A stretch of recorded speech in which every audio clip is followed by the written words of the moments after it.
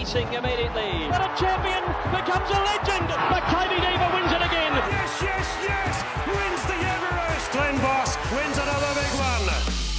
Who's the Boss season 4 well and truly rolling now. Last week we had a great start in Scone with Jim Cassidy. We've put him out to pasture for a little while, but we've got Pumper back shortly. Adam Peacock here with Glenn Boss there. And Bossy, great to see you, mate. And congratulations on the renovations to your home office there. Looks great.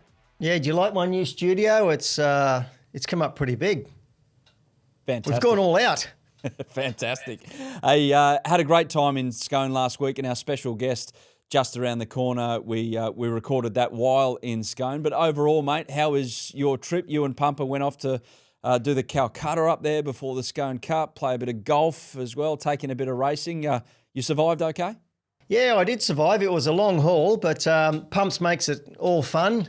He's just, once he gets amongst his people, as I say, he just loves it. He runs around each table and makes sure everyone's fine. But yeah, Scone was great. The track was rain affected, but that didn't bother anyone. We had a great time, played some golf, and everyone just had an absolute ball up there, which they do every year. So I'm looking forward to hopefully going back there, and we'll do the same thing next year. Now, you're a man who looks after yourself in retirement, which is just as well. You didn't knock yourself around too badly in Scone, because I understand in the last 7 days you've put your hand up for something quite insane. Yeah, as Bossy does, he bites off more than he chews often, and I've done it again. I used to run pretty well when I was a bit younger, and when I trained I used to love running, and in the last couple of weeks I sort of rediscovered my love for running again after about 3 years of not doing any running. And there's a half marathon being run in Noosa this weekend. So Bossy thought, yeah, why not? We'll go and do a half marathon, 21 Ks first up. So I'm going the European preparation. I've done a couple of 8K runs, and I'll do a 12K run this afternoon. So the engines, I've got no problem with the engine. Yeah. It's just the chassis that could break down. Double hip replacement sometime next week for episode 3. I'm tipping I'm going to have to be carted away on a stretcher. Mate, you're first up over 21,000 metres. You mentioned the European preparation. Seriously, how on earth are you going to get through this? Oh, well, listen, it's definitely not going to be about the time. It's just put the mouthguard in and just get the job done.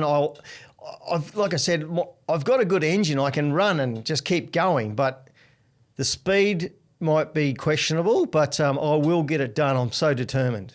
So, mate, you're going to look like one of those distance racers, a benchmark 58 in the bush that they have for the horses that, aren't exactly quick, but they do get to the line eventually. Yeah, I'm tipping my last couple of Ks will be my slowest. Anyway, what do? Bossy signs up for something stupid, as he's done throughout his whole life, and let's just get it done. What would be like the stupidest thing that you've reckoned you've signed up for? Is this in the grand final? Yeah, I signed up to ride 47 Samantha Miss in a Cox Plate one year. Yeah.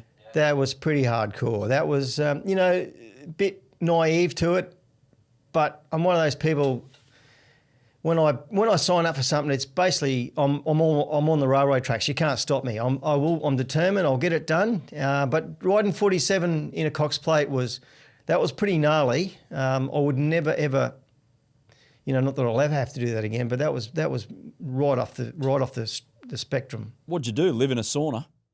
No. It was about 3 to 4 weeks of training. And solid training, like doing 2 boxing sessions a day with the sweat gear on. I was eating 6 meals a day, would you believe? But they were only 100 grams of just protein. So what happened, Adam, my body was starting to attack itself because I was muscle wasting. Yeah. And I had a doctor, I had a nutritionist, and I had 2 trainers with me for about 4 weeks. And my body fat got down below 8%. Whoa. Which is very dangerous.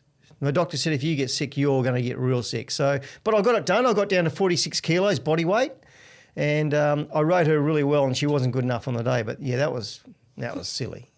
Well, so just before we move on with this episode, so you've gone across the line on it, you haven't won the race, and you're going, oh, geez, Bossy, that was really worth it. Actually, to be very honest, I was actually pleased with my effort. Not many people would sign up to do this. This is like I was walking around at 53, pretty ripped. So to get down to 46, that was a huge effort. But anyway, I knew I could do it, so I did it. Mate, I need some tips, if you know what I mean. So after this episode, I'll buzz you a message, and if you can give me some tips. I don't know about eating 100 grams per meal. That doesn't sound too appetising, but I'll see how I go. Mate, it's a wonderful time overall for sport. And just before we get rolling with our next thought, got to mention our crew at AirTouch, because it kind of ties into what we were just saying there about getting down. And if you want to make your own sauna at home, basically, you can just get the AirTouch before you get home and ramp it up to the air conditioning to about 50 degrees, and you walk in to start sweating immediately. But no, in all seriousness, airtouch.net.au for all your air conditioning needs. Bossy, it's the one and the only, the remote control. Well, it is the one and the only. I enjoy it. I have mine. I use it every day. Like I said to you on previous ones, I have it set on 24 basically all the time. So I walk into the house and it's always perfect. And the thing is, you don't have to have it on all the time. You can be out at golf, or you can be anywhere, just getting off a plane. I've got half an hour to get home. I turn it on. By the time I get home, the house is exactly how I like it. So I highly recommend it to anybody, because it just, not only it saves you time, saves you power, which is obviously a big thing these days, electricity bills. So these AirTouch they've nailed it. Airtouch.net.au is the place to go for all those needs. They're a great crew. They'll look after you as well. Just hit up that website, airtouch.net.au. Bossy, Origin time. I'm New South Wales. You're Queensland. I dare say that your great mate Alan Langer has roped you into the odd, I don't know if it's happened before the game or maybe a celebration with the Queensland Origin guys, especially in that great era of dominance, but it's a great time of year. And have you got any special memories in particular? Oh, listen, I've been to a lot of Origin games, when they've won them, when they've lost, very rarely lose. But I enjoy going and watching them train. They're already in camp this week. Talking to Alan, they're actually on the Sunshine Coast this year. They normally come down to Century Cove on the Gold Coast, but it's under construction. So they're up at the sunny coast, which I'll be up there on the weekend. So hopefully I'll catch up with the lads. But I just like being around them. These are the best at their genre. So when you put them in and collectively go and watch them train, their skill level is so high. But I love it. I'll definitely be going to Brisbane. I'm going to try and go to Perth this year. Actually, I'm looking at going to Perth, because it'll be a huge game. But go the Maroons. Yeah, we'll be the underdogs. But you can't buy a ticker, mate. Here we go. Yeah. We're underdogs. Oh, we've got so many injuries. This, that, and the other. New South Wales, there, the glamour. I've heard it all before, Bossy. You heard it all before. But in all seriousness, like when you were riding, did you have to avoid Alan Langer after an Origin game because you knew what the next 24 hours would look like and you were the ultimate professional, or did you ever get involved? I generally had to be the ultimate professional. There was a few occasions where I got involved and was left licking my wounds for a couple of days because the boys know how to celebrate. But that's what it's all about. Origins are basically the pinnacle of rugby league sport. Premierships are right up there, but the boys aspire to play Origin to represent their state, because it is such. It's just another level. The speed, the contact, the skill level. It's just another level, and it's a great spectacle to watch.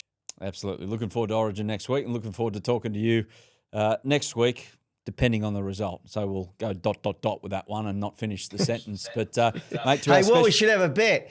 At the end of the series, if whoever loses, we'll just have to wear the opposite jersey. How about that one? Yeah, right. Yeah, we'll do that. For all 3 games?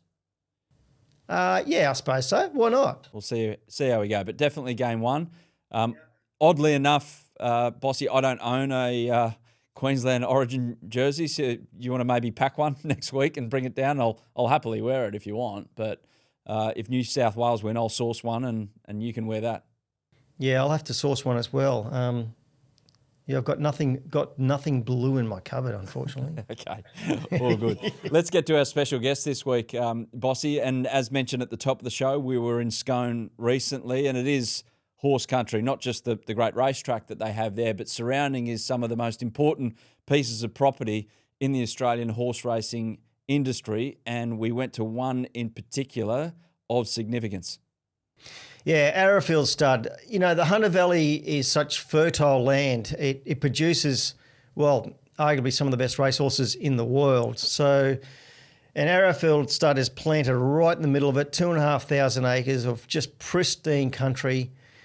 It's just, you know, you just walk in this, you go through those gates and you just know you're in a special place. And John Messara, who purchased this property in the late 80s, has just built on it and turned this into an absolute giant. And what a privilege to go into his office and have a good chat with John about all things racing, breeding. He's such a knowledgeable guy. He's been a big figure in racing, very influential. So very privileged that he led us into his world. Yep, and here it is now, a chat with John Messara, the founder of Arrowfield Stud, the biggest Australian-owned operation going around in the breeding industry, but as Bossy mentioned, knows everything there is to know about the entire game of horse racing. John Messara. John, thanks for joining us on Who's the Boss, and first of all, thanks for having us at this wonderful, wonderful place where it's probably, Bossy, the quietest background we've had in the history of the podcast. Yeah, but the best one, isn't it? Like, this is horse heaven right here.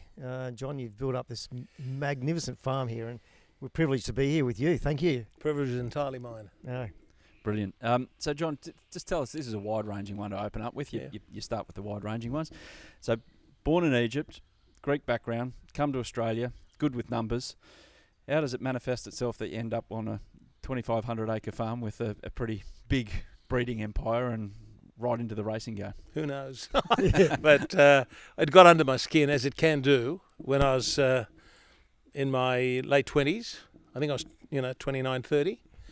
And my father had a couple of horses, raced a couple of horses on a small-time basis, not a major basis. And it got under my skin, and one thing led to the other, as it does in this business, At first I was going to buy a quality mare and breed her, and then, well, that doesn't make sense because if she doesn't get in foal, that won't work, so I should buy 2 or 3. Then if I got 2 or 3, I'd like to have my own place to make sure I look after them really well. Yeah. And then having got your own place, you need more mares, and having got more mares, I should have a stallion to make this work. Yeah. So, and there you go. You can see how it does go, can't you? It's that's in effect that's what happened, and one thing led to another, and then I really got the bug, and sort of studied it deeply. I was an analyst, a financial analyst, and I applied some of those notions here to breeding, etc., and it got me along the way a bit before the rest of the industry caught up. Yeah. When you say now I'm battling.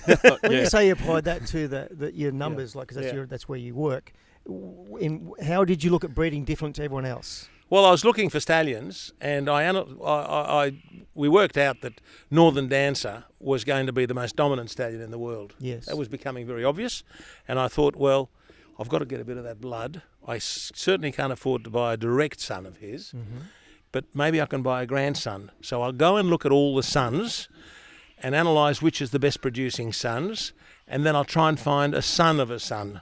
And that's how I got Danehill. Yeah, yes. That's how I got Danehill. Well, and he changed the whole landscape of Australia, right? Yeah. You'd be far stretched to find any Danehill blood anywhere in Australia at the moment. He's incredible. Yeah, because he, at one point in the 90s, wasn't he producing Golden Slipper after Golden Slipper winner, and then that value was popping up. But was that purely done on the basis of, because in the racing is a numbers game, Bossy looks at his win percentage. We look at our wallet at the end of the day as a punter, but in terms of just looking at pure numbers. Well, those figures and numbers are generally available today. There is, a lot of databases that produce those numbers freely to everybody today. In that time, in 1989, people didn't look that closely at those production numbers and strike rate, black type strike rate, and all that sort of stuff. And I was able to work out Danzig's American horses, but also quite a few of them were exported to Europe. And if you added up the results of his American crop racing, his crop racing in America and his crop racing in Europe, you found that by coalescing the two, his strike rate was unbelievable of stakes winners to runners. amazing. Yeah. And they loved grass. Yep. And there were sprinters. So I said, looking at all the Northern Dancer sons, I reckon that's the one who might leave us a horse that we could use in Australia. And then I said, righto, now let's go find a son of Danzig Yep. that we think will suit Australian conditions. And we stumbled across Danehill. We didn't know who owned him, didn't know anything. And one thing led to the other. And we ended up tracing the ownership, of course, which was Juddmont Farms, a very famous farm. Yeah. And Danzig wasn't such a popular horse in those days. And when we approached the Prince, who was the owner of the farm, he's the brother-in-law of the King of Saudi Arabia, Prince Khalid Abdullah, very well known, late prince. He's a great guy, a great breeder. He thought to himself, well, Danzig's not that popular, not that significant. Yeah, and this is a sprinter. They're not mad about sprinters in Europe. I'll sell it. So that's how we ended up getting him. How do you approach a prince? You just rock up one day and go, "Hey, mate," or maybe not call him mate, but Your Majesty. No, go, mate, if you're casual. But I'll tell you how we did it. We sat down and thought about it. And we thought we got to appoint an agent, an English agent that can approach him. And there was a young fellow called John Ferguson in those days, Johnny. just setting off. He ended up being the chief executive worldwide for Sheikh Mohammed after quite some time. But in those days, he was a young agent just starting off. I said, he's a good guy, he's an honest guy. And I said, we must remain confidential. Don't tell them who we are. Yep. Just make the offer and we'll go from there. And in due course, I got to know the Prince's racing manager, Grant Pritchard Gordon. They call him Badger. Yes. That's his nickname. And I said, mate, when we made that offer, what did the Prince say? Don't lose those Australians. We want us at that price because we made a pretty significant strong offer. Yeah, we thought he was the P for us, and for them he wasn't so important, at that time. Interestingly, in the end, when we came to nearly completing the terms, the Prince said, "I want 5 lifetime breeding rights. I'll sell you the horse for X, but I also want 5 lifetime breeding rights." One of those breeding rights produced Kind. Kind is the dam of Frankel. Wow. Cop that one. Oh, my Lord. one of the greatest so horses we've The all gift that just keeps giving. I've got that little bit of involvement in Frankel, very, very distant, but there you go. So all the stars lined up in here. And how old was Danehill when you purchased him? He was just 3 rising 4. Wow. Yeah. So this is at a time though as well that there's a recession going on. So I don't know if you're immune from that. This is interest rates at 17%. Yeah. People would look at it and go, "Wow, I'm paying 6.5 at the moment. I'm getting ripped off." This is when interest rates are through the roof. The world economically is down in the trough, so to speak. Yeah. Was it a case of good timing? Well, not for the Prince. I don't think you would have need been a quid, immune but to it. Good point. But of course everybody looks at their books and thinks about how they can trim things up in those times. But no, at the time, I had some of the money. I had to borrow the rest of it, which I did. And then along the way, just in the last, say, a week of negotiations or 10 days of negotiations, I met the Coolmore people, gang, John Magner and co. And he said, "What are you looking at?" And I said, "Oh, I'm looking at a horse here. Well, you won't be interested in it. Danehill." Danehill? Yeah, he won that Ladbroke Sprint Cup the other day, that one. "Oh, do you think it's good, do you?" I said, "Yeah, pretty good." "Well, can we come halves with you, sort of thing?" So they got involved with us, and we were 50-50. So that's so I didn't have to find all the money. But it was a very calculated. It was a calculated strategic move, though. Oh, yeah, it was, on your behalf, because yeah. you researched this. You spent hours and hours and weeks and weeks over this. Yeah. So It was a good thing, and that set me on my way. So, Bossy, tell us about, from a racing perspective, so we talk about breeding and, the Danehills, so to speak, and I mentioned before about Golden Slip winners. When you know a horse is from a certain sire, for instance, 100%. And if the breeding industry is not producing horses, you're not riding good horses, so to speak. Did you know when you're on a horse like that where it came from and its upbringing? It was like when I grew up, like, they knew that you were on, like a Zabeel, right? They're staying, if you got on a Zabeel, when you get past a mile and a quarter, you're on the right horse. And Danehill was certainly that. When you were trialling 2-year-olds, sometimes you just look for Danehills. Like, that's what you're looking for. You know what I mean? Or the sons of Danehills. Yeah. You didn't even know what the horse was, but you were looking for the breeding. And that's because that's the influence that he had on the Australian market. He was huge. In his first season, he had the Golden Slipper winner Danzig, Yep. bred Yep. by Arrowfield. In his second season, he had the Golden Slipper winner Flying Spur, Yep. bred by Arrowfield, which Bossy rode. Speaking of which, so what did you think of the ride, John? 1995 Outstanding. Golden Slipper. Outstanding. We said, look, Bossy, you're drawn the Drawn inside, one. Yep. inside, big field, just ride for luck, you know. Don't hunt, just ride for luck. Because he was a horse with plenty of energy, and if you fired him up, you mightn't be able to hold him at all. He's a bit loose, wasn't he? Yeah, He was he was always boy. a very masculine boy, Oh, and but on that day, boy, everything went well. yeah, well, he was perfect on the day. I remember because I obviously had never ridden the horse before, and Lee Friedman trained him, and Lee said to me, like they pulled him out of the paddock. Anthony said, "Mate, you got to put this horse back in. We'll run again the slipper. He's running around the paddock," and they brought him up because he got beaten in the Blue Diamond. Yeah. But everyone knew how much ability he had, this horse, and Lee said, "Listen, he's the type of colt. If you've got him, he'll be magnificent. But if you lose him, he's a bit of a fly. He'll be like a kite in the wind."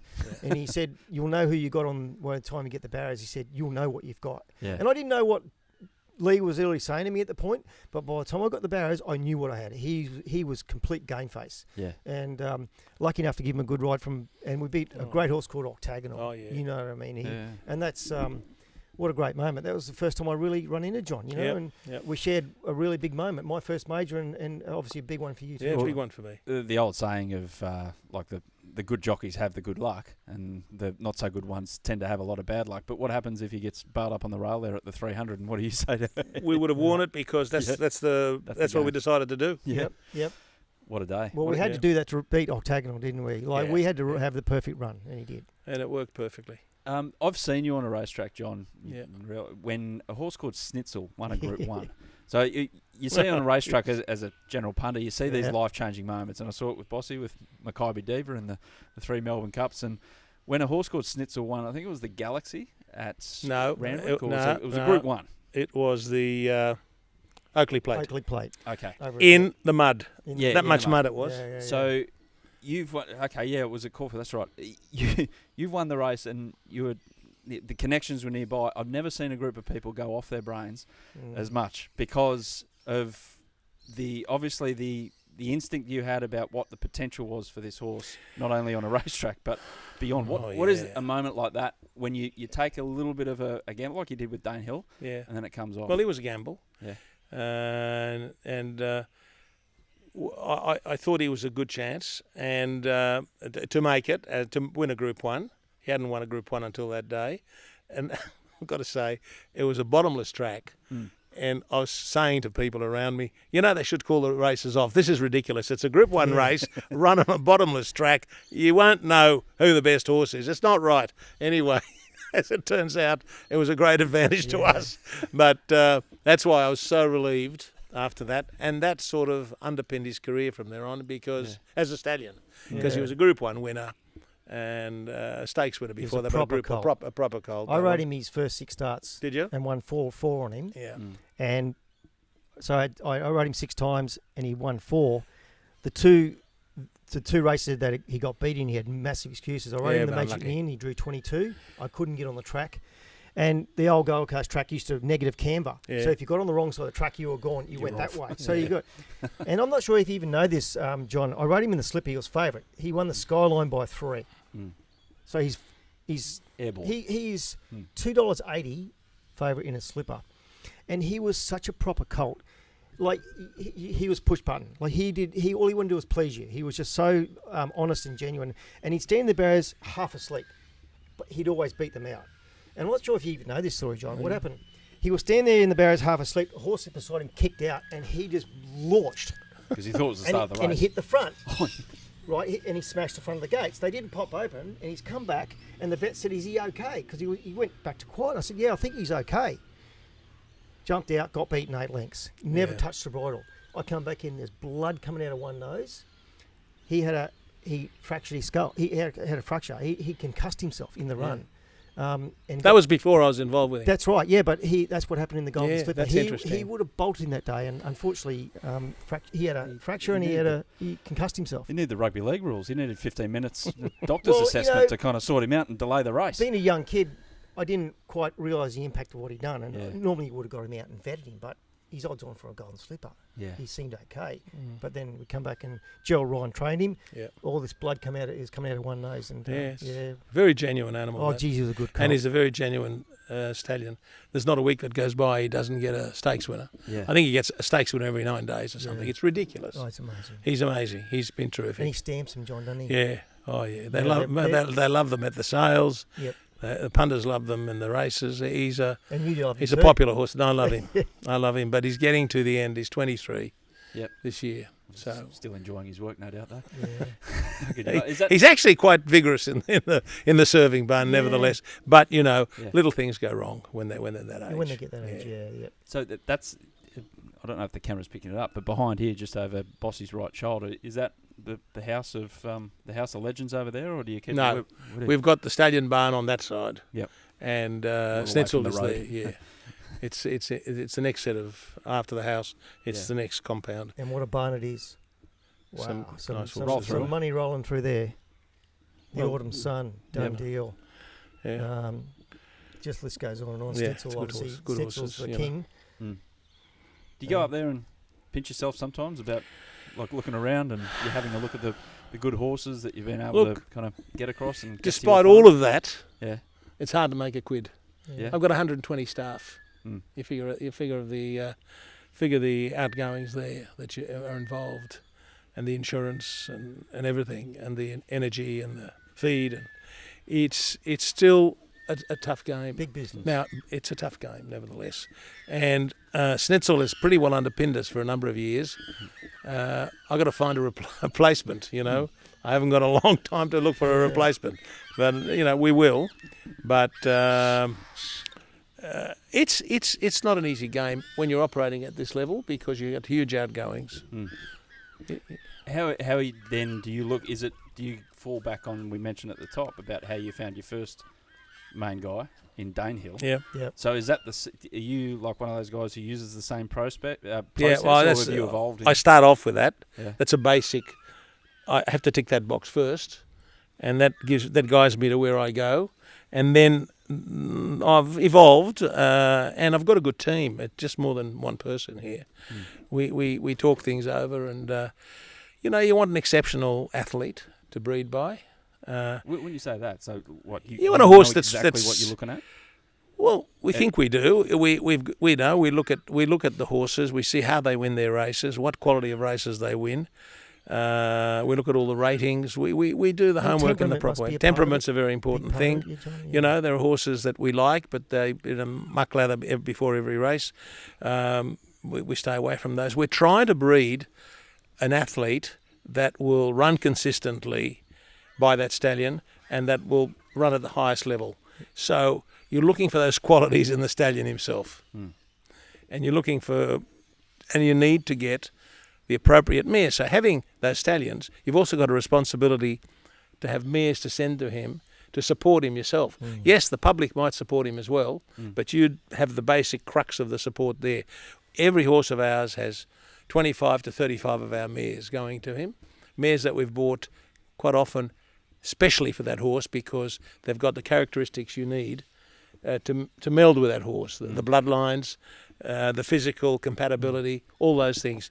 A lot goes into it, and it's a massive investment, Yeah. But I love doing it, and every now and again you crack a big one, and it keeps you going for the next 2 or 3 years. Finding that diamond in the rough Yeah, type thing. it's Well, a bit like that. When you talk about your team, you've got John Freya there, who's your bloodstock manager. Good man. And Sally, who's a big... Sally's a good these girl. are a big part of your team, aren't they? Yeah, I've got a bunch of Great people there, good people, and most of them have been with me for 10, 20, 30 years, My accountant just retired. I think he was with us for 37 years or 40 that's a years or great something. effort. Yeah, we're like a family here, Yeah. and we help each other as best we can. What about some of the great racehorses? Yeah, can I just touch on one of your favourites? Must be Miss Finland.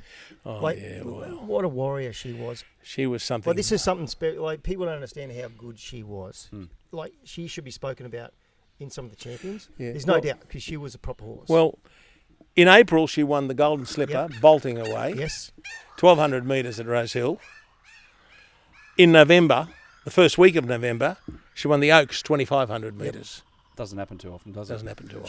Should have won a Cox Is that Plate. 7 months or something? She should have won a Cox Yeah, Plate. yeah. She got Oh, barreled God. from pillar to post. It should have won. Yeah. Just don't know. Yeah, she's a one. Well, she's the best we've had until now. Now, We've got a. Yeah, I that's think right. we've got a really good one now. I think you have. Yeah. I think Autumn Glow. The Yeah. Autumn Glow. Yeah. We could talk about her. Oh well, what can you say? Well, I mean, I can this only must go be a on. smile on your face. This I one. can only Doesn't wanna go. jinx it. Doesn't want to jinx No, it. you I can't don't jinx wanna these. You can't jinx the good ones. I promise you, it doesn't happen. Yeah, well, those that have more to do with her than I do speak in extraordinary terms about her. James, J-Mac, he absolutely idolises her. Every time he hops off, he said, mate, you don't know how good this is. She's something special. Yeah. Anyway, but we haven't got to the Group 1 yet, and we've got to put one of those behind us, and then we'll take on the rest of the world after that. But when a rider, brilliant rider like James McDonald gets off, and I'm sure Bossy said the same thing to you from time to time when he was riding, he gets off and he gives you the report, and you got to drive away from the racecourse and keep it all contained. Yeah, not easy. Can't be easy. I dream about her a lot. Well, My staff think that's all I think about all day. Well, if she was mine, that's all I'd be thinking about. But you got the right team there, Chrissy Waller. Oh, and, Chris Waller, he's a champion. They know how to Yeah. navigate these Yeah, fillies. they've had plenty of especially. good ones. Fillies yeah. and mares, he's brilliant. Navigate the path to get them to greatness. So I hope she is the one for you, John. I really do. Everything points to her being super special, and we haven't really tested her much. No. 4 starts, 4 wins, and twice before very important races, something went wrong. She had a little chip before the Flight Stakes, which she was $1.35 for the Flight Stakes Group 1, and then in this last prep, she got a tiny little temperature, 0.3 of 1 degree. Yeah, nothing. But he rang up and he said, mate, we could run her, No. but I'd rather not. What do you say? I said, mate, when in doubt, stay out. Yeah. Forget Yeah. it. Trust Out. a great man. Trust him. He knows what he's So I doing. said, we don't need to knock her about. So we sent her out for a spell. So she went for a spell in very good condition. So she'll have done very well out of the spell. She's put on about 50 Ks in this last 5 or 6 weeks. What about one, John, that I thought was brilliant, Shoals? Charles, she's fantastic. She's going to end up being a good mother now too, Yep. good broodmare. Yeah, she was brilliant. Because Blake Sheen rode her, and he says to me, he'll state this is probably one of the best horses he's ever sat on. Yeah. Shoals. Yes. Yeah, she was special. Well, Well, she's a daughter of the Broken Shore. The Broken Shore is a sister by Hassanay to Reduce Joyce. Wow. It's all in the family. This is what I love listening to this stuff. Pretty nice bloodlines.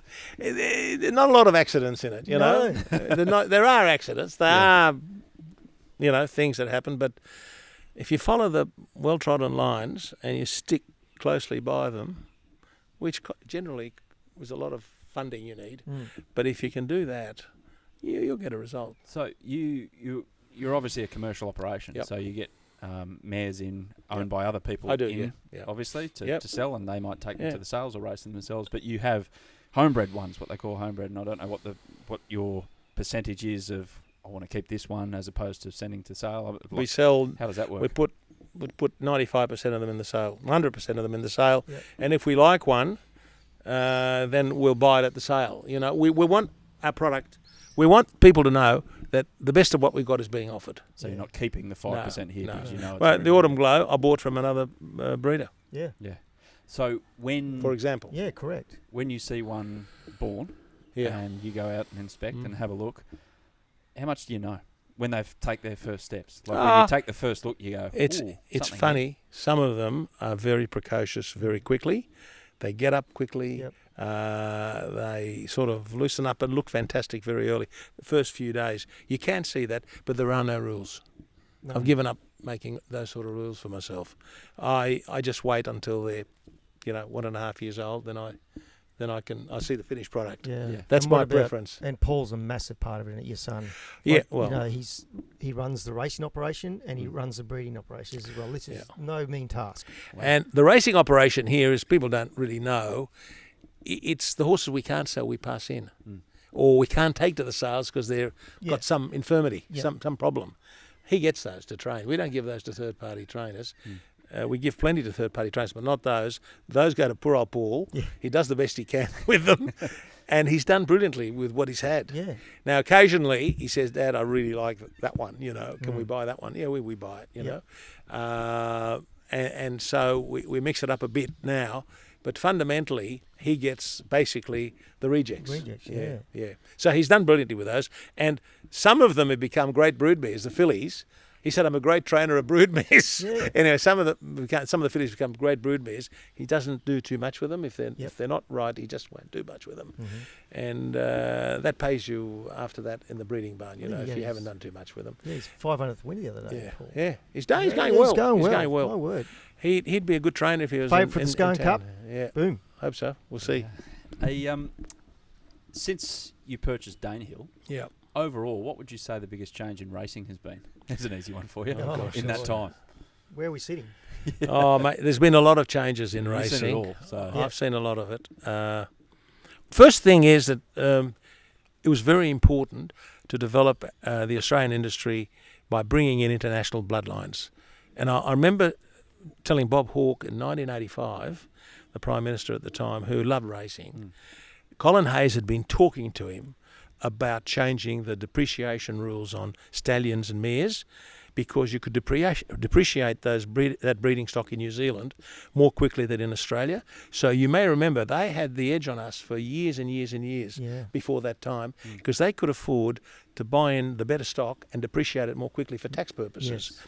So we said to the Prime Minister, Hazy did a lot of the work, and then he brought me in as a financial bloke to put the thing together. Yeah. And what happened was that we said to the Prime Minister at the time, "Now look, you're a sportsman, you love racing, we are hamstrung here. Yes. We've got to internationalise our industry, we've got to import the best quality stock, but we can't get the funding for it because the depreciation's not good enough. We don't want to be better than New Zealand, just put us on a level playing field with New Zealand so we can compete." At the moment, our hands are tied behind our back. And he bought that. And luckily for us, there were 2 or 3 other members. Johnny Brown was was important massive. there. He was a Yes. big supporter, Johnny. Yeah, he's one of my great friends. He had a big part in this. Yeah. Mick Duffy, the Attorney General, he's a great bloke. He ended up being chairman of Racing Victoria when I was chairman of Racing New South Wales. He had supporters in cabinet, but he was the Prime Minister, and if he wanted something badly enough, he'd get it up. Yeah, he's a good guy to go to. Yeah. So he delivered that for us, and from that moment on, I said, "That's it. I'm now going to launch myself and build this proper stud." I told him I would, and I'll import proper stallions. And I bought Danehill. I then bought Kenmar, who's the champion sire of France. Yep. He was 11 years old. He was a champion of France. I just went bang and offered them really good money to bring him out here. And I did what I undertook a commitment, and I followed it up when so that was the first thing. Try and bring Australia to international levels in terms of pedigrees and all that sort of stuff.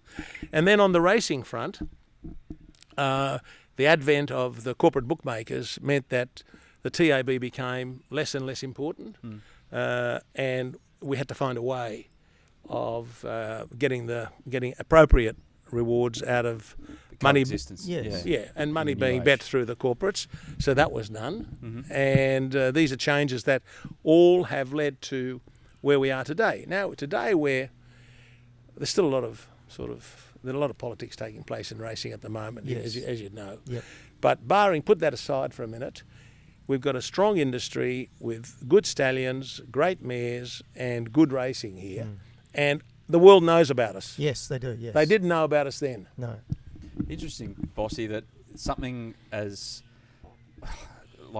binary as tax depreciation can have such an effect on something that we see on a weekend in our spare time. You have no idea. I've never heard that story about how important and vital it was. Critical. Because if not for that, then the bloodlines just stay the same, and we stay and we're not sending horses to Ascot competing. All that stuff. Well, I give people like John the ability to let the shackles off and know there'll be a reward if I do have. You know, I mean, well, it's a gamble, all it does, it's a calculated, educated gamble. As we just said to the PM at the time, all those depreciation provisions do is they recognise the time lag in getting a return from breeding. Yes. You know, if you start today with a mare, it's 3 or 4 years before you get a return. If with a stallion, it's even longer. Correct. So you've got to be able to depreciate those so that you can build up capital Yep. for the next one. Yep. And if this one falls flat, you've got something. You've retained some money for it. And it's true to say, John. You depreciate every other asset, you know. Yeah. Yeah. Is it true to say, John, and especially with stands, and correct me if I'm wrong, sometimes they'll take 2 or 3 seasons to, Oh, yeah. like, you know what I mean? People are very quick to say that stallion's no good, but he might just take a couple of years to find his feet and his progeny find their mark, you know. Well, as a young man, it took me a couple of years to No, get but used to is the that- game and would things that- like You that. were very precocious. Come on. But would that be right? I don't know what I was doing at the start. Is that about right in saying that? You're Johnny? dead right, because I come across this all the time. We're very patient with our stallions. We think we know what they're going to do. We hope we put the right mares to them, and often the stallion will show you that he takes some time for his stock to mature. The Autumn Sun is like that. He did very little with his stock as 2-year-olds. Yep. As 3-year-olds, they came out and won Oaks, everything. You've got this one running Yes. now, and you've got the Autumn Glow. They're jumping out of everywhere Yep. when they're 3 and 4. Yes. The 2-year-olds, so far, we've only seen a fraction race of the 2-year-olds that are born. We made such a big deal of it, and yet only a small fraction of know. the crop races 2-year-olds. Correct. And people get very impatient. Very impatient. They make judgments about stallions with the 2-year-olds. It is, it's a beginner's mistake. You Well, know, the big money's in the 3 and 4-year-olds now. Yeah. You know, Yeah. that's where all the big money Yep. is. Yep. If you want to be patient and give your horse time. yeah, the big dollars are there. You know, we've had one golden slipper, and we had the blue diamond. Yeah. But And you'll have to win those if of you course can. you do. Of course But a you very do. small but fraction. the big money is if you Yeah. hold on to them and be patient. So you got an Everest, you got Melbourne Cups, you got Cox Plates, you got All Star Miles. Those races you talk Yeah, about, Golden Eagles and things like absolutely. that. So, Yeah. what do you make, John, of the international flavour to Australian racing? So now, your operation, Arrowfield, is Australian. You've got competitors in Coolmore and Yulong and Godolphin. These are behemoths, Yeah. worldwide operations. Yeah. And also you've got international owners sending their horses to Australian trainers as well. How has that morphed the industry into what we see today? Well, if you want to turn it into an international industry, you've got to be able to wear those challenges. Look, we have to welcome all the international players such as Coolmore and the others, and because they bring something to the country, apart from capital and investment, they bring in new bloodlines and all that sort of stuff, which is really important. And we've just got to be able to compete. A couple of those are pretty strong and they're hard to beat. But I'd rather have them here than not have them here. Having said that, I worry a bit about the international horses that come here to attack our longer distance races, some of which have now gone to very big dollar value. Yes. Because they hit, they win, and they go home. Yep. That money's not going to be Reinvested, recycled. yeah. in the That Australian worries me a bit. Yeah. But look, competition makes for improvement. And I think we've just got to, if we want to be on the world scene, we've got to compete, and let's compete. John, can I ask you, like, the Japanese breeding, you've had a lot to do with the Japanese breeding scene. Yeah. It's a juggernaut, isn't it? It's a beast in its own.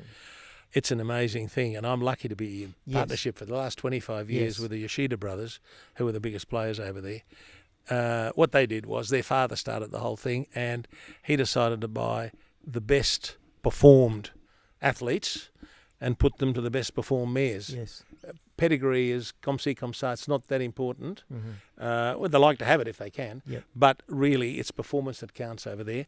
And I think they've got some, if not most of the world's best horses. Well, 100 years of doing this, like, or Yeah. 80 years of Yeah, doing been the doing best it. of the best. yeah. Yeah. You just end up with this Yeah, athlete. so they've which done they do. brilliantly Yeah. well, and they scare everybody wherever they go. They go to Europe, people are scared of the Japanese runners. Yep. The same applies in Dubai and those other places, Hong Correct. Kong. Oh, yeah. absolutely. So I'm lucky to have a little bit of involvement there, and we stand Morris, for Maurice, example, yep, for Maurice, them, yep. and there'll be other opportunities. To He's stand left. horses. He's leaving his mark. Yeah, he's a doing well. Great stallion. Yeah, he's doing well.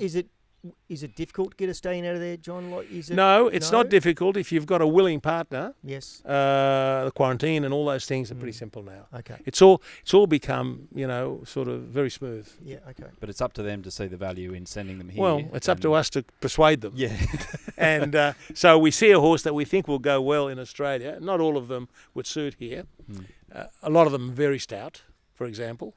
But if you find a sort of a miler a strong miler over there, and you like the bloodlines, they can be very useful. Now Morris has bloodlines which are maybe from the moon. He's an outcross for almost every mare that's in Australia, which is a very valuable Very thing. good thing, yeah. At the time when you've got Danehill over Danehill over Danehill, Yes. that is an outcross, and that could promote, a lot of energy. Yeah. And a lot of energy. Well, people have got a lot of mares and they need Yeah, need to go away, so. Yeah. One race, either here in Australia, could be here, or overseas somewhere that you'd crave to win. I like to win one of those Royal Ascot races. It'd be pretty good. Yeah. I might have the horse to do it too. Yeah, I think. I think you know who it is. Yeah. Fair idea. We might have mentioned the name a few times. We'll Probably wait. not We'll running wait a and see. A highway on the weekend. I've got a fair idea. It's the Autumn Globe, but like, how do you bottle that and let it let it happen for itself, rather than going, I've just got to get her there because I really want to win. No, well, you do those things and you create a problem. I think it's got to evolve. Yeah. She's got to prove herself here. She's got to be sound enough to. She's got the temperament to do it. She's a pussycat. She's fantastic. So, Trust that wonderful trainer. And Yes, we've got a trusting champion us, trainer. We've got a great jockey. We've got everything. We just have to have patience. That's all we need, is a bit of patience. Where do you all the trainers? You've sent horses to all the great trainers, but a guy like Chris Waller, we've spoken about him a fair bit. It's just he's on track to get past Bart and TJ's 254 Group 1s in Australia, and not just go past it, but set a record that you look at and you go, how on earth is anyone ever going to beat that? What makes him special with his horses? Well, I don't know. I don't know the mix that he has there, but he's a wonderful trainer. He has very large numbers. He manages those very well. You still get a very personal service, and the horses get very personal attention. I don't know. I think he just seems to do quite a lot of the things that need to be done slightly better than the others. And he's generally reasonably unflappable, and he's a good thinker, and doesn't mind to have a good discussion. I enjoy having horses with him, and good luck if he can pass those other two trainers who are magnificent trainers, but with much smaller numbers. Yeah. So you should always, there's the mathematician coming out of me. You should always look on a percentage basis, right? Not in absolute numbers. So out of the numbers trained, how many Group 1s has he had compared to TJ and Bart? And you'll find they're probably not that far apart at the moment. I don't know. I haven't done the numbers. No. It's like prize money when you look at Yeah. a horse win prize money, and like a horse like Kingston Town, and you do the numbers, and Well, today today. he'd be he'd be 50 up- million or yes. something. I don't know. What would he be? Or Huge. he'd be 30 And that's how million. they should do prize money lists, in my opinion, is pro rata it to Yeah. the modern Yeah, day, modern day. and then put out the list, not go, Kingston Town, he's $15 million behind Bella Nipotina, for instance, that's or right. whatever it is. But So- these are simple things you can do Yes. to try and rate horses. easy. Very easy, aren't they? Yeah. But people don't do them. They say, he's gone straight past Kingston Town. Yeah. Cut it out. Yeah. The breeding barn, I've been a bit flippant here, but what's the one horse in your time that's really taken to his task and really enjoyed what he does? This might surprise you, most of them. Yeah. I wish I was a good colt retired at 4 years old. We've had this interview in the wrong place. Come back in September. We'll just show it. Yeah, We'll show you. we'll be Just able turn to the hear lights down a bit. They're all. very natural They thing for them can to be a do, bit yeah. quirky. The Yeah. odd one can be a bit quirky. Some of them but are a bit shy, don't they? and they're a bit John? shy. But there are those that don't like greys, for example. Yeah. Oh, really? The The smell, not I think it is, interested in the smell grey. of them. Okay. Others like greys, and that sort of thing. There was one, you could only turn him on by showing him a grey. A grey was like a blonde. Is that Blonde as right? far as Yeah. he's concerned. Yeah. For the rest of us. Whatever Throw a floats your grey boat, rug pal. over him. Whatever floats your boat. Yeah. And obviously it's nature that you're dealing with here. Yeah. So what about the ones that unfortunately get here? You've got big hopes, and then they're just firing Matt LeBlancs. They're Yeah. just We've had- it's Yeah. not happening for We've them, had a few of unfortunately. those, and it's a heartbreak. Yeah. If it's in the first year that it happens, generally you're insured for it. Yep. Congenital infertility, but it's a heartbreak if that What's been your happens. biggest heartbreak, John? I'll tell you who One was that you're really invested in. well, one of them was not a singled out, who was a great Yeah, oh, stallion, yeah. but you could never get enough out of him Yes. because he just had a low fertility. Yes. And so he's one obvious one, but I've had others over the years. I can't remember now, but I've had them. I've had 2 or 3 of them, and it's a real issue for you because you've got plans for that horse. You've bought mares or put mares aside to go to that horse, and all of a sudden everything has to be changed because the horse is not fertile. But am I tipping, I'm guessing, not putting words in your mouth, that the highs kind of outweigh the lows that you've had in this game? I've been lucky. I've been very lucky, and I know it. Between Danehill and Reduced Choice and Snitzel, just to mention 3, grandfather, son, and grandson.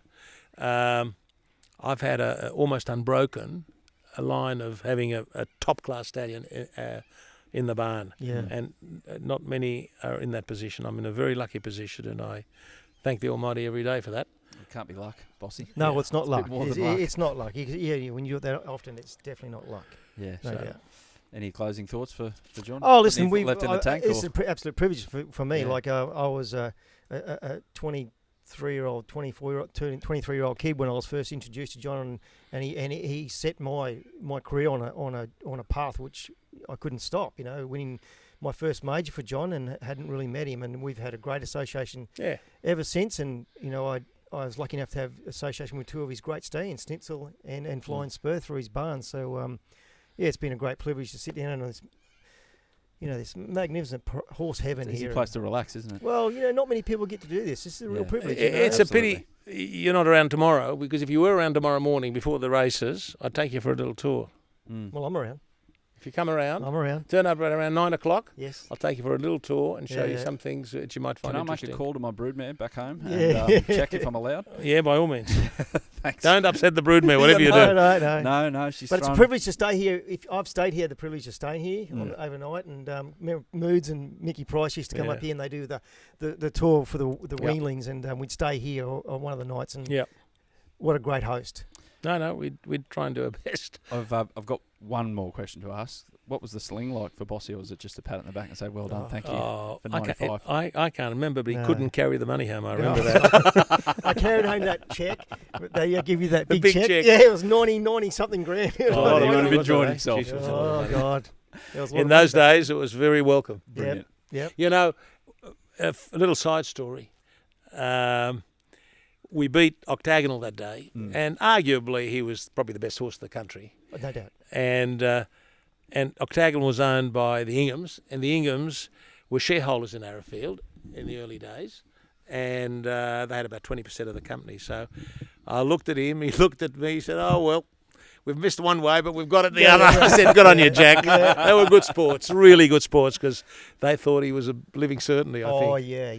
Anyway, yeah, that was We proved them wrong that was that funny. day, John. Yeah, that Beautiful was way to funny. finish. John Messara, thanks so much, firstly, for having us here and being a guest on Who's the Boss. Pleasure. Thanks, My John. pleasure. Appreciate it, mate. Pleasure, mate. Could have talked to John Messara for a good 3 days, I reckon, Bossy, as an interview, but we got it down to that, and that was intriguing for me. Not least the end part. Like I've had a little bit, 4 times experience in breeding humans, but to find out that it doesn't all go to plan, obviously, with horses, but he's done what he's done up there, and he's got everything right and streamlined the way he wants. Yeah, breeding can be a real kick in the butt game. A lot can go wrong, but when you get it right, as John has done over the decades, you can see the results. It's quite outstanding. But it was one of those interviews I just didn't want it to end. I just felt like I could have, like you, Adam, just sat there and spoke with him for hours and hours and hours, because he's got so much knowledge to impart, and the way he looks at breeding is a different way than I ever thought that you would look at breeding. Incredible.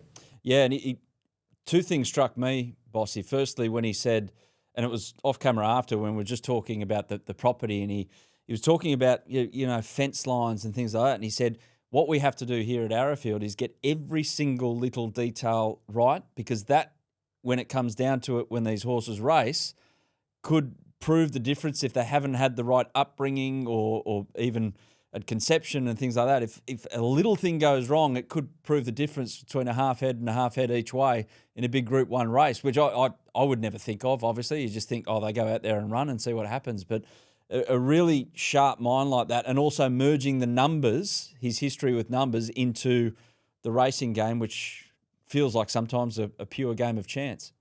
Yeah, it's like he's the coach and everyone's part of his team.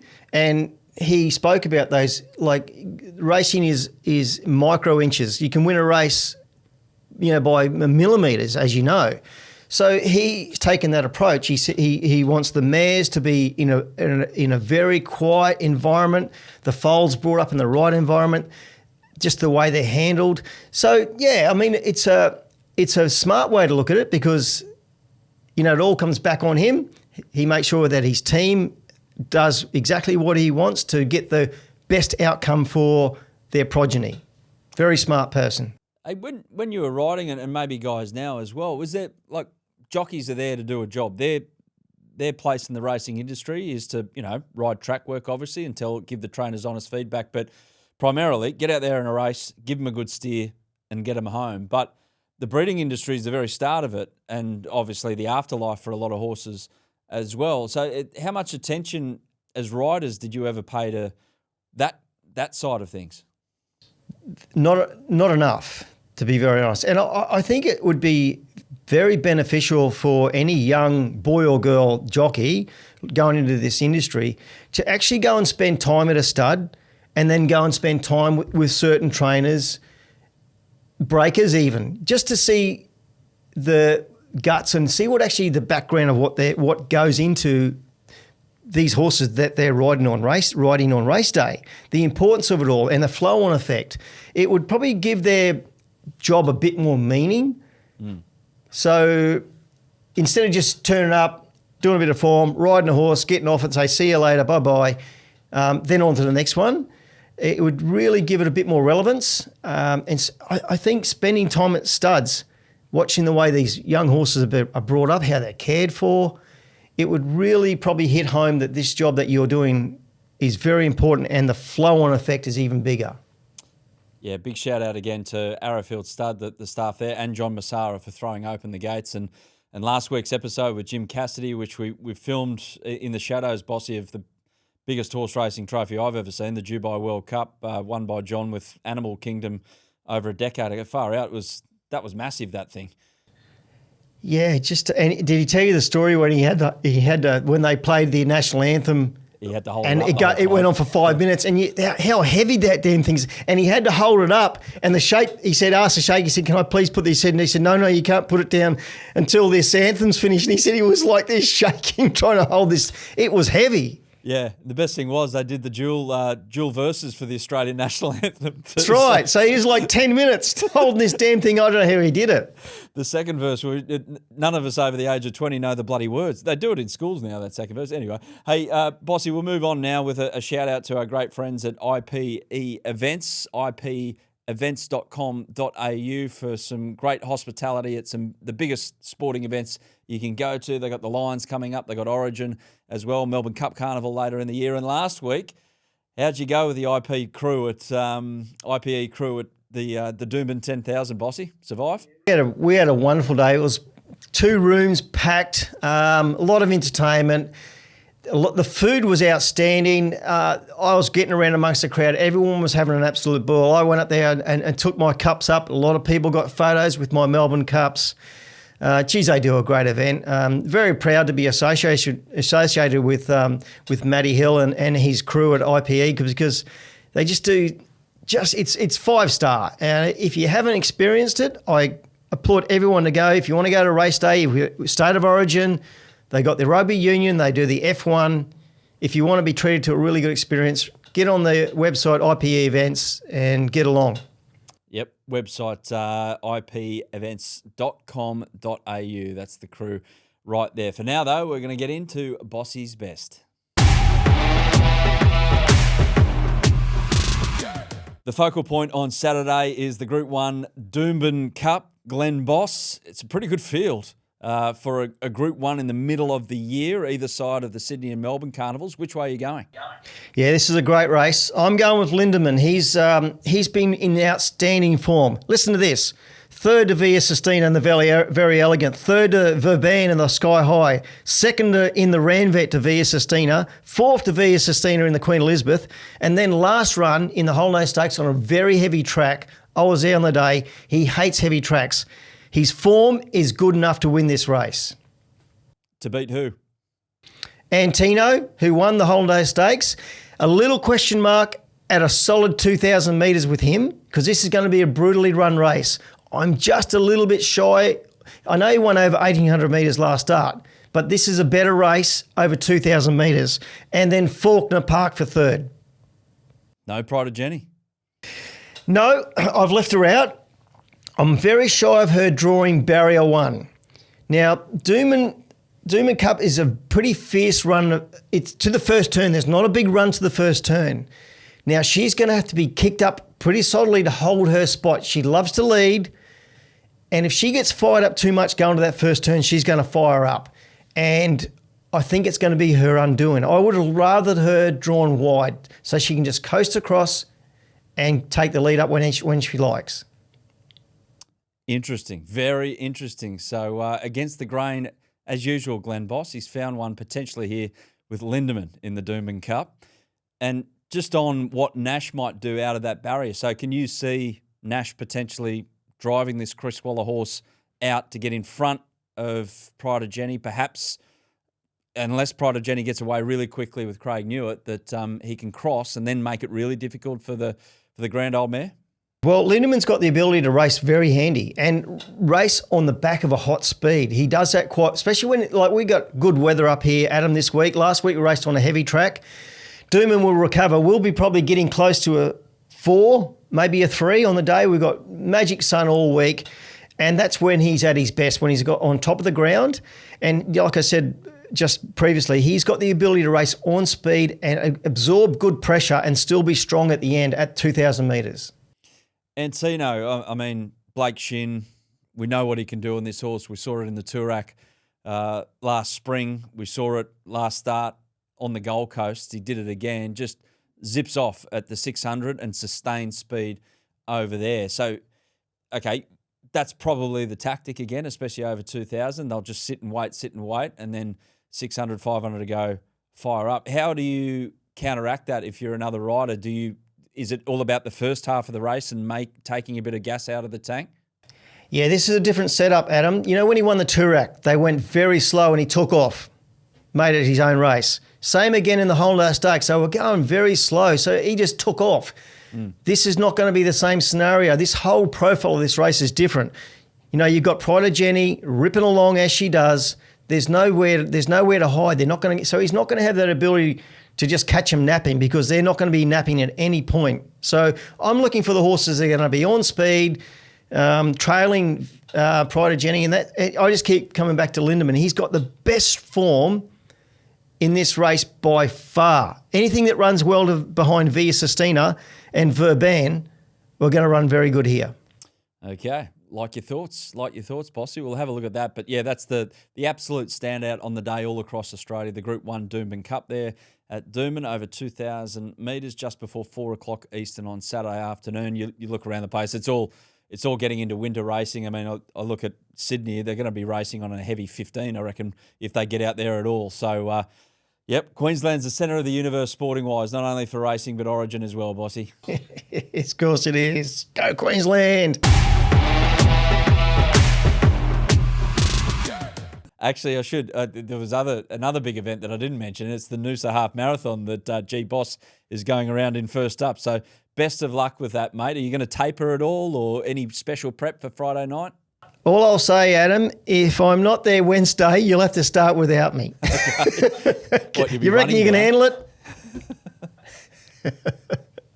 Mate, I might be walking around like an old 80-year-old man next time I see you down the studio in Sydney next week. Beautiful. Well, I look forward to bringing in that New South Wales jersey for me. I'll bring one in for you, I should say. And looking forward to settling that bet, mate. Have a great weekend. Good luck in the half marathon. Good luck in Origin, and good luck with Lindemann in the Doomben Cup. Cheers, mate. Thanks, Adam. Always good to chat with you, my friend. Great stuff. And we'll be back next week with more on Who's the Boss. If you like our content, hit the like button somewhere down here. And if you want to subscribe, right here.